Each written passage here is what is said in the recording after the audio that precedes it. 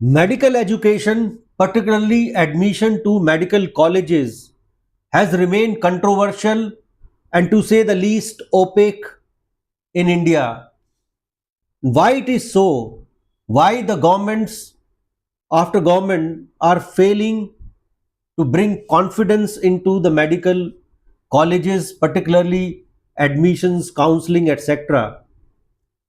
We need to understand the competing interest, the vested interest involved in the whole medical education, and to understand that let's capture certain facts. First of all, Indian medical colleges are not only supplying doctors to the Indian community but to the whole world. You would be surprised to know that more than 1 lakh doctors of Indian origin are working outside India. You have heard it right, more than 1 lakh. And out of this 1 lakh, more than 75,000 doctors have been born, educated, and trained in India. So the medical colleges are not only catering to the Indian community but to the rest of the world.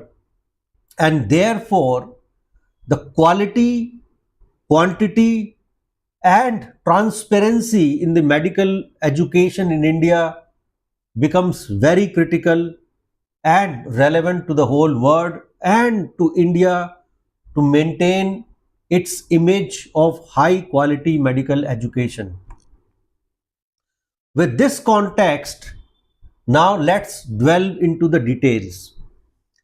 See, till 1976, the medical education was a state subject in India. Those who are familiar with the scheme of the Constitution of India would know that all the legislative powers have been divided between state and the central government and the parliament, so to say, state legislature and the parliament. So the list 1 is contains matters on which the parliament can legislate. The state list 2 contains matters on which the state legislature can make laws.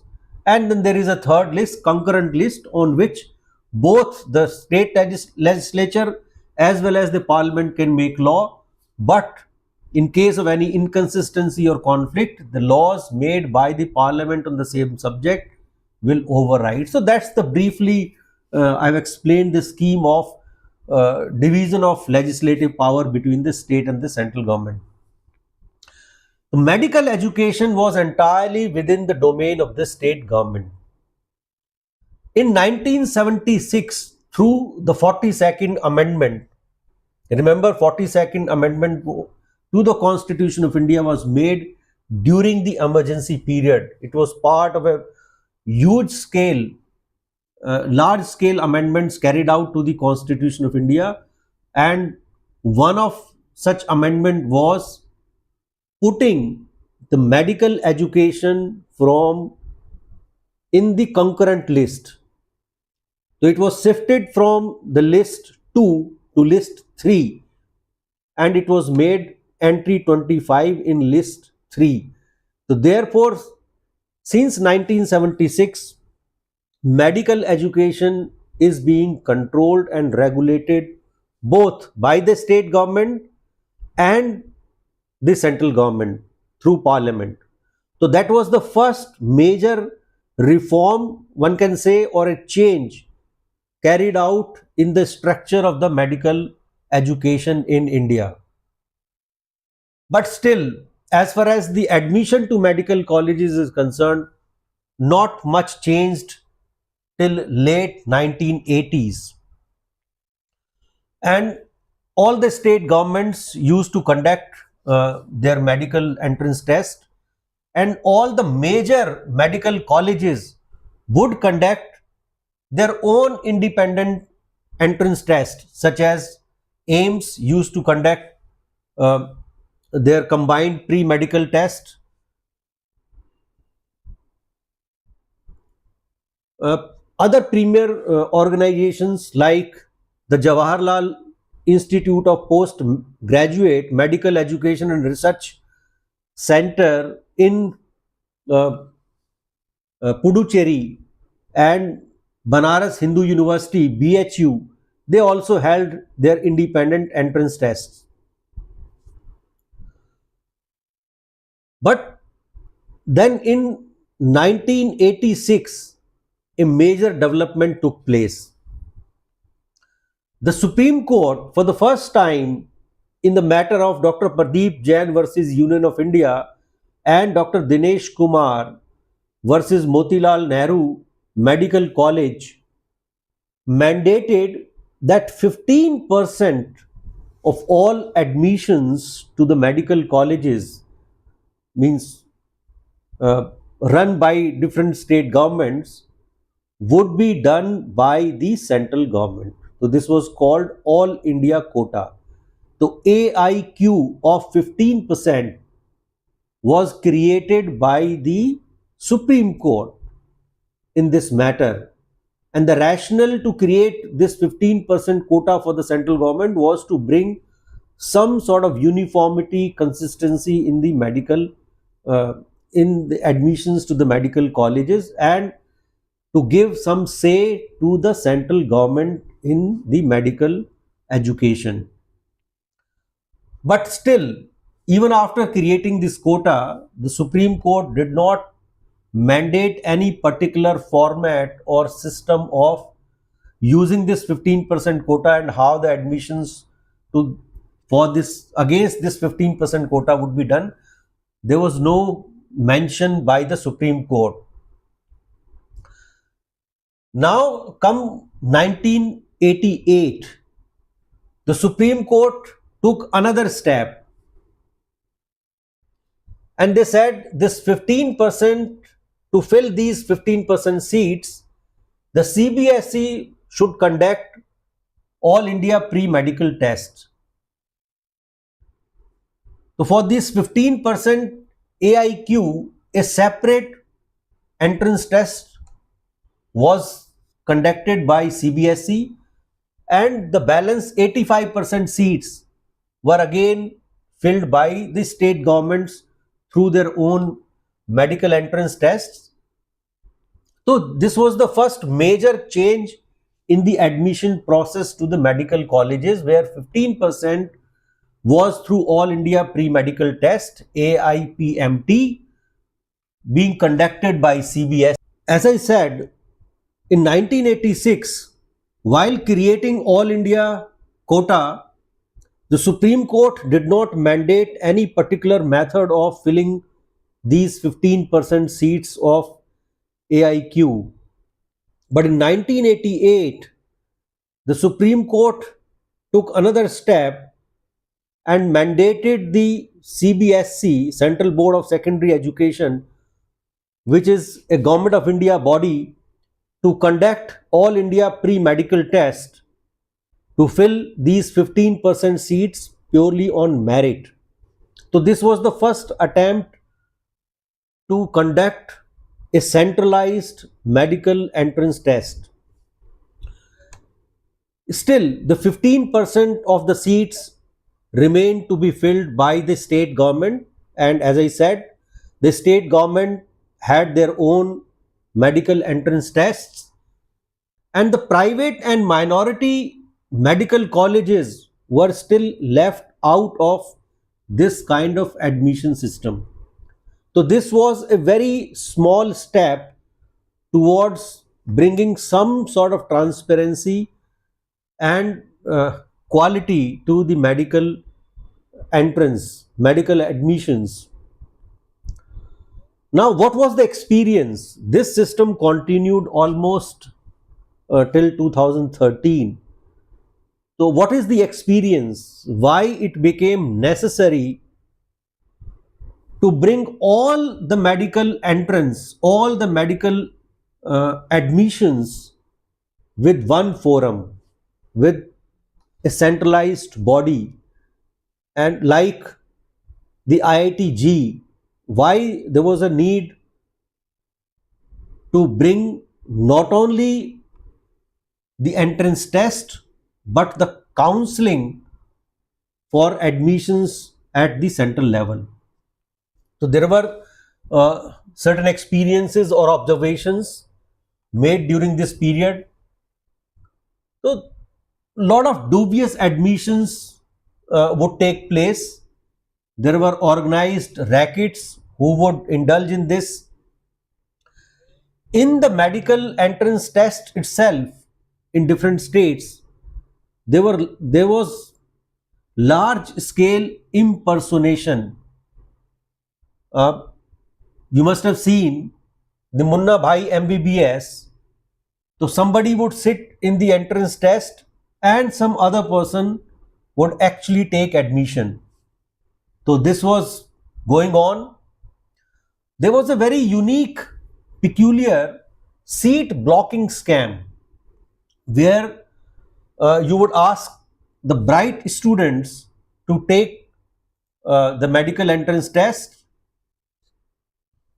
sit in the counseling, and then forfeit this seat. In the sense, they were not seriously interested in taking admission, but they would complete the process, and now this seat is vacant to be auctioned by the management. So this was another scam going on in this period. Uh, Anybody who is familiar with the medical education would know there was an extreme commercialization and capitation fees. In all the private medical colleges, they would charge anything between 50 lakh to 1 crore for each medical seat. So that was the kind of commercialization and exploitation of the medical students. And this 150 lakh on 1 crore is not at present value. In the sense, this I am talking about at least 7-8 years ago. So 50 lakh, say 10 years ago, would now be almost 1 crore if you just add inflation and all these things. So this was the amount being extracted from the medical students, and therefore there was a need for having a more transparent, centralized entrance test and admission process. Then there were these minority institutions. As you would know, there are a lot of Christian church controlled or run medical colleges in India. They had their own issues. They claimed privileges under Article 30 of the Constitution of India, and they did not want to participate in any centralized counseling or unified entrance test. So they kept challenging any attempt made by the central government to bring about reforms or bring about common entrance test at the national level.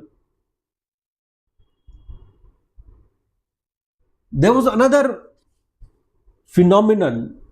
The church used to sponsor medical students against a condition, against a bond, that anybody passing out from their medical college would have to serve for a certain period in the rural areas.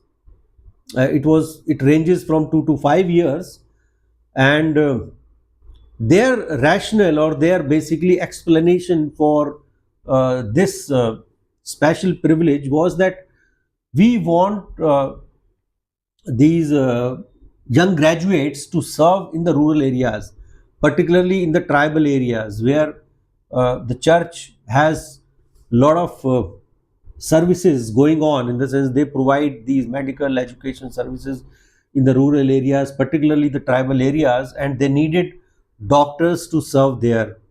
Now, I'm not bringing any controversial point here. You're smart enough, you can basically understand what could have been the motivation. And then there were allegations that these minority institutions were subverting the merit and they were basically, and on the students' part also, some of the students would basically arrange a fake conversion certificate, in the sense just to take admission in these minority run medical colleges. They would simply show that, okay, now I have now converted to Christianity and here is my conversion certificate, and give me the admission. So this was also going on, particularly in southern states. You might have heard the term crypto Christians. So this is one of the areas basically where these crypto Christians used to basically claim themselves to be Christian to take admissions in these minority institutions, medical colleges. So these were some of the problems which made it necessary for the central government to bring about major reforms in the admission process. There was another very important reason why the centralized admission test and counseling was necessary. See, since independence, the medical seats in India were very limited.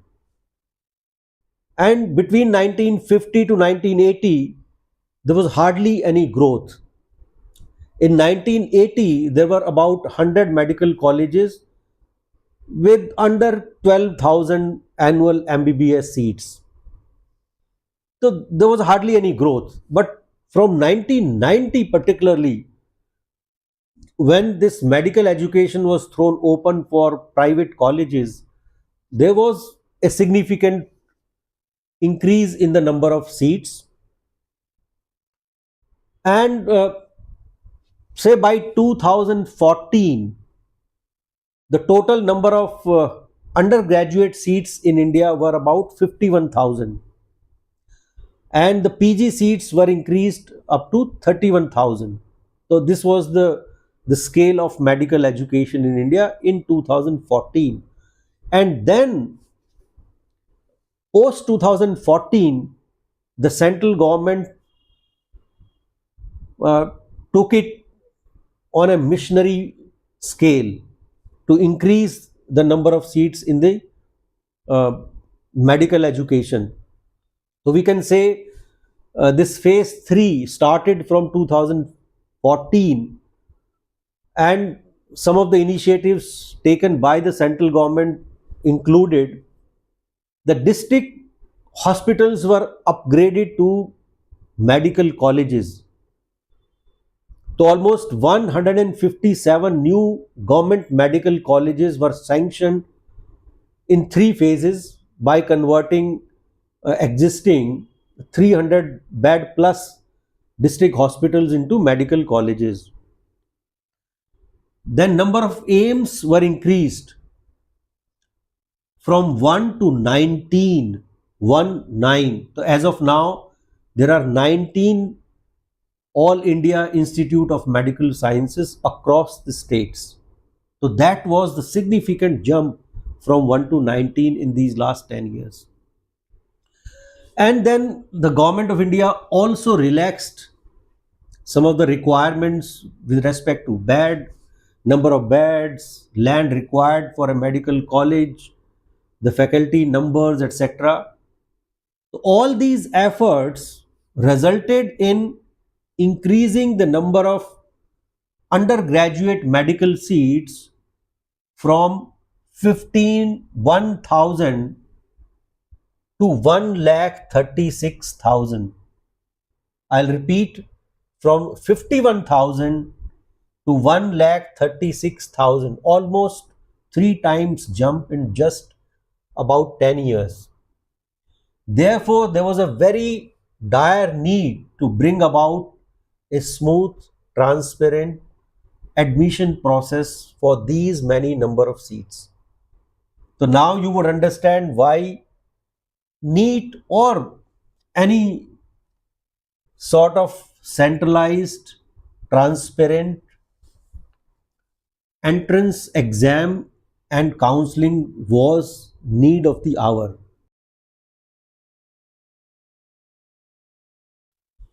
While there was phenomenal increase in the number of seats between 2014 to say till 2026, but the UPA government itself took a serious step of bringing in a common national entrance test to the medical colleges, and in end of 2010, December 2010, they mandated the Medical Council of India to prepare for national eligibility cum entrance test. This initiative of the central government was challenged by the Christian Medical College, Vellore, in the Supreme Court. And in 2013, the Supreme Court held that a common entrance test at the national level is unconstitutional because it takes away the power of the state government and autonomy of private medical colleges, these minority run colleges, etc., which is not allowed under the Constitution of India. As I said, the medical education is still in the concurrent list. It is not in the union list. And therefore, the central government cannot impose its own mandate to all 100% seats. The bench led by then Chief Justice Altamash Kabir rendered this judgment. This was a 3-judge bench, and this was a majority judgment. It was not a consensus judgment. Justice Anil R. Dave, who was one of the Supreme Court judge on this bench, he gave a different opinion, dissenting opinion, which later on became the basis for overruling this judgment. So in 2016, the Supreme Court constituted a 5-judge bench to reconsider this matter of National Eligibility cum Entrance Test, NEET. And this bench, led by Justice Chandrachud, overruled its own 2013 judgment and said this All India test is perfectly fine and it is necessary to bring about transparency and regulation in the admissions to the medical colleges, and it does not basically breach the concept of federalism, autonomy, etc. of the state governments. In 2016, the NEET was revived, and CBSE used to conduct the NEET examination till 2019. Then, even against this decision, the Christian medical colleges went back to the Supreme Court and said, it's fine, you can conduct the NEET exam for all the medical colleges run by the central government, the state governments, etc. But we are a minority institution covered under Article 30 of the Constitution of India, and this NEET mandate should not extend to us. The 3-judge bench of the Supreme Court of India in 2020 cleared the air and said, nothing doing, even though you have a fundamental right under Article 30, but we consider this as the reasonable restriction. These are the reasonable regulations, one can say, in the interest of larger national public interest that you also follow this All India entrance test. Though in the counseling you will have certain say, but you will pick up students who has passed out of NEET. So in 2020, the Supreme Court finally cleared all the objections and hurdles in conduct of the NEET examination. In between, in 2019, the central government had set up a separate body called National Testing Agency, and the mandate to conduct NEET was shifted from CBSE to NTA. So since then, NTA has been conducting NEET examinations. The experience is somewhat mixed. Earlier, the AIPMT also was marred by controversy, and there were allegations of some wrongdoings in 2024 when the NEET was conducted by NTA. In 2015, in Haryana, authorities discovered that there is a racket which is assisting the students with the answers in the examination center. Though they came out with some innovative idea of Bluetooth devices which were hidden by the students, and somebody from outside was helping students answer the questions. So obviously, the question paper must have come out during the examination, though this was not a typical paper leak where the paper is leaked, say, few hours or few days before the actual examination. This was during the examination itself. One copy of the paper might have slipped out, and using that, some experts from outside the campus were assisting the students giving the correct answer through Bluetooth devices, etc.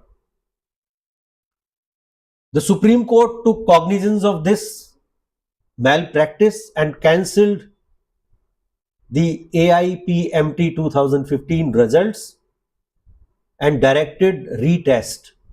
So all the 6 lakh students had to suffer this pain and had to appear again.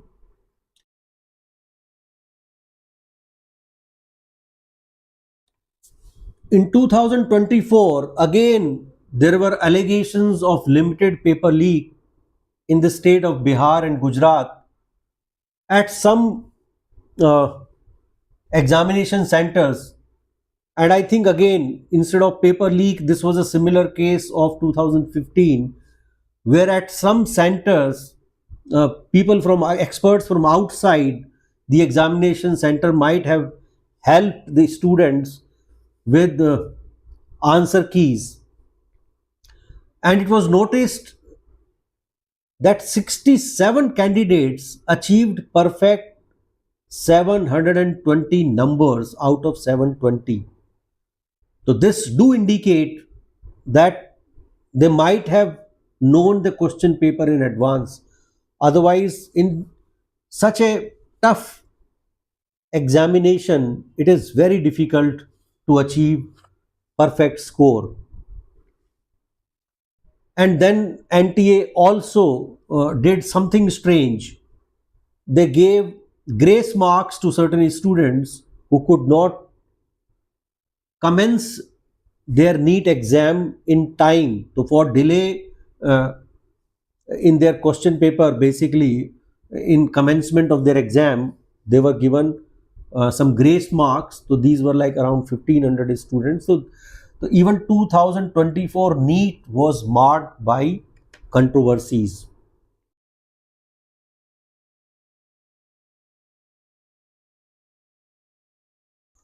With this context, now let's come to the current NEET controversy. There were allegations of NEET paper leak in 2026. Partly this controversy arose because of the one facility in the Telegram messaging app which allowed post-dated editing of the message. But nevertheless, there were allegations of NEET paper leak. The central government took notice of that, cancelled the NEET paper, reconducted it, results have been declared, and there is no major controversy post results. It appears that all the students who participated in the retests are almost satisfied with the outcome, with the transparency, and with the smoothness with which the retest was conducted. The students agitated, led by Cockroach Janata Party, demanding, amongst other things, resignation of the education minister. Mr. Dharmender Pradhan has already resigned as education minister. A new education minister, Mr. Prahlad Joshi, has taken over. So that is done and dusted now. But the buck must stop at the central government. There are no two ways about it.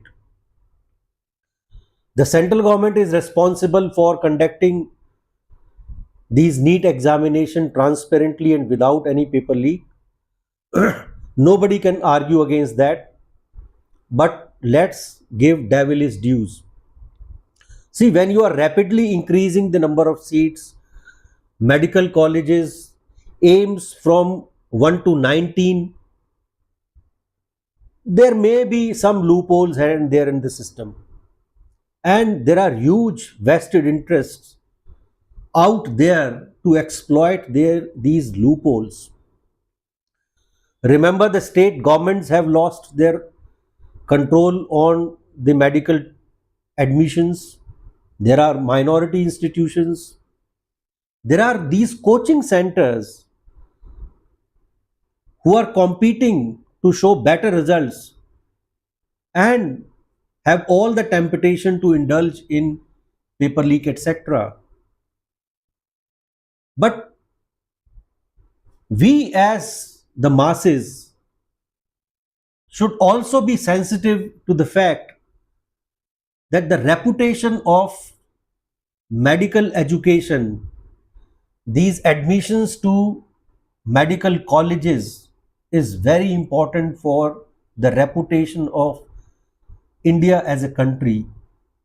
Remember, these medical colleges not only cater to the needs of doctors in India, the doctors from India are serving the whole world. And we must ensure that the whole world remain confident about the doctors coming out of India. Therefore, while we must make the central government accountable, we should not blow these issues out of proportion to malign the image of medical education in India, the doctors who are coming out of India. Therefore, we have to strike a balance and let's focus on reforms, bringing more transparency, pointing out any loopholes to the government, and insisting that the government, the NTA, must learn from IITG. The equal number of students participated in the engineering entrance test. So bring out all the best practices that they follow to NEET. And I'm sure the next time the central government would be able to conduct NEET transparently, without any leak, winning confidence of all the students participating in the NEET 2027. With these words, I conclude this video. Please subscribe to this channel. Share this video to your friends to spread, to create awareness where from we started in the medical education since independence and where we have come. We have traveled a lot and there are miles to go.